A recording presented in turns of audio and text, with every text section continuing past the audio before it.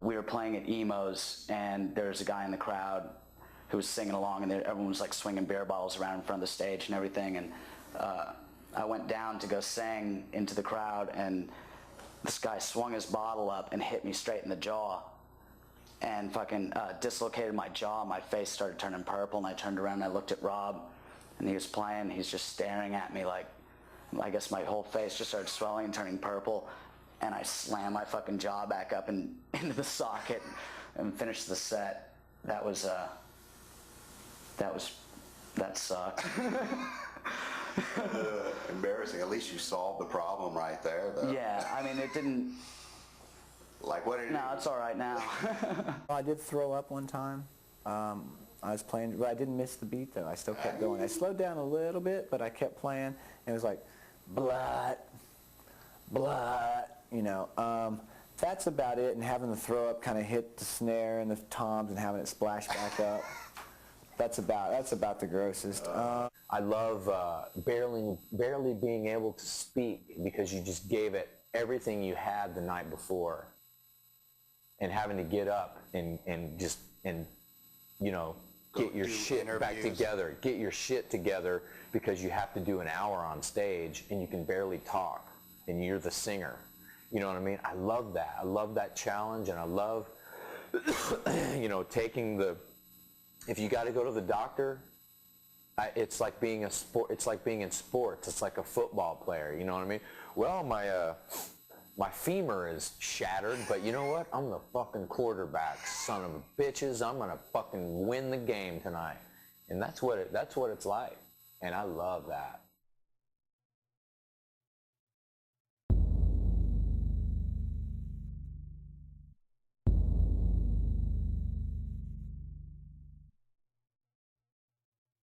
I know there was a couple of clubs I played in, they had chicken wire in front of the bandstand. Back in them days, they used to throw beer bottles at the band, but I never had nothing thrown at me. Yeah, I've seen the fights. There's been fights, you know, bar fights. You know, you mix alcohol, aggressive music. So if it's an outdoor show, heat, you know. Women, you know, you see stuff that's gonna happen. Sometimes violence can be funny, you know. It gets to be like pitiful and ironic at times when you see it so much at your shows. You know, it's just like, here we go again. You know, it's like, what the fuck. But do you try to stop it as a front man? Times, yeah. Times you let it go. At times I just let it go, like beyond you. Kill each other, man. I don't fucking give a shit right now. You know, I mean. You don't ever try to incite it, do you? No.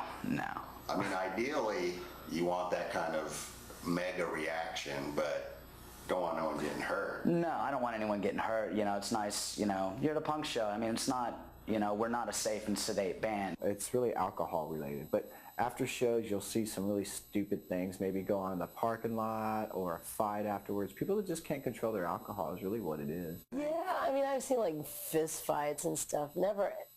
There was one time when we were in LA and we played at this place, the Jabberjaw, and that's just like, it doesn't exist. The club doesn't exist anymore. It was a real serious part of LA, and I was walking with a bandmate of mine and our manager at the time, who was like a big guy, big punk rock guy.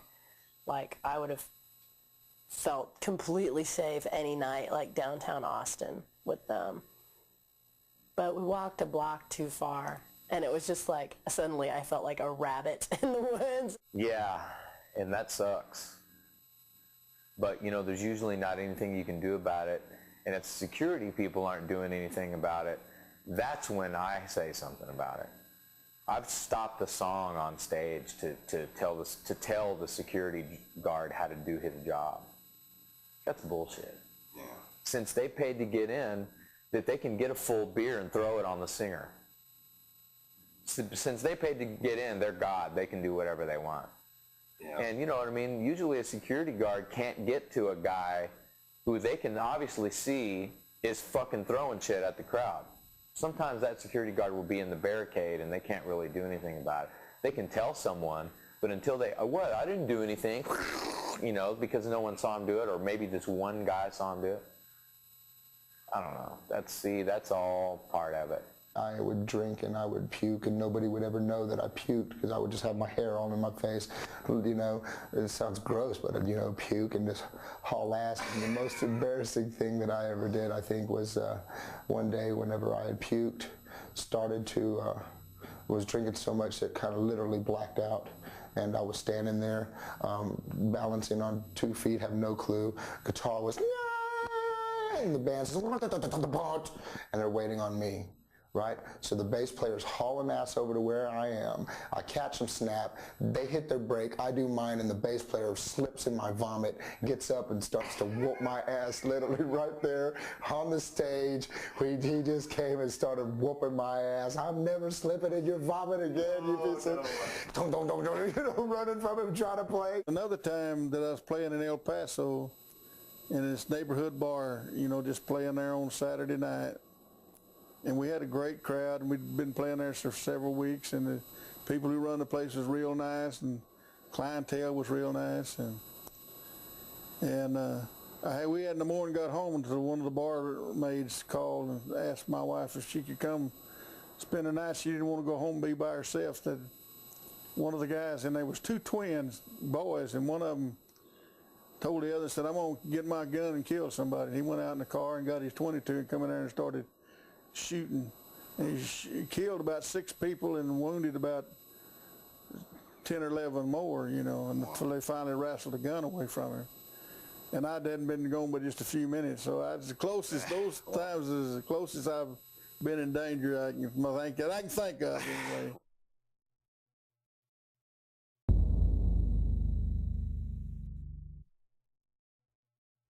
Well, if you don't watch yourself or listen to yourself on some kind of you know, of a level, you need to be able to you know, say, I need to redo that, or that's not the way that that's supposed to be, or But that's more of a necessity look at it. Do you yeah, you enjoy it? Enjoying it. I don't know. Everybody has a song they love or something they love. I did, friends of mine. They don't understand, you know, even when that song is brand spanking new to them. It's a year older than me. Not longer, probably. You know, and it's like, man. You know, but I understand from their perspective too, because when I go to Billy Joel shows, you know, I understand he's been playing Piano Man for 70 years and he don't want to play it no more. But that's what I paid $50 for. That song. You know what I'm saying? So I understand a little bit, you know. I do enjoy listening to stuff I've played on because I'm just like, man, how did I do that if I'm happy with it? You know what I mean? But is it painful for you when you weren't on, say? It'll be a one-time. Yeah, there's tapes that exist that I'm not on them, and I don't listen to those. Over and over and over and over. I hear, excuse me, I hear different things in it sometimes, and sometimes the more I study it, the better it makes the next one. To a certain extent, I usually listen to somebody else's stuff more than I do my own. But when I first come out with a record, I like to hear it several times because it's something fresh and new. Some things I do, some things I don't. At times, is it like painful? Like, Well, if it sounds out of date, there's like the problem. Most of it's really kick ass, but there's some songs that are a little out of date, so I can't listen to them. It's weird. It's like I sometimes think that I shouldn't. Like, you know, that there should be like this, I don't know, this like little self-loathing artist, or like have some sort of morbid reflection on my art or whatever. It's like, fuck no. Yes, I mean, most definitely. You could put all 13 of your CDs one after the other. No, not at all. When you go I couldn't do that now. I go into a party and put it now. I mean, it's like when I'm at home alone, I'll do it, you know, or me and my girlfriend, I'll sit there and I'll listen to it, you know, and, you know, read along with the lyrics. And, you know, it's the same thing of you know, I think a football player going home and watching reruns of his game.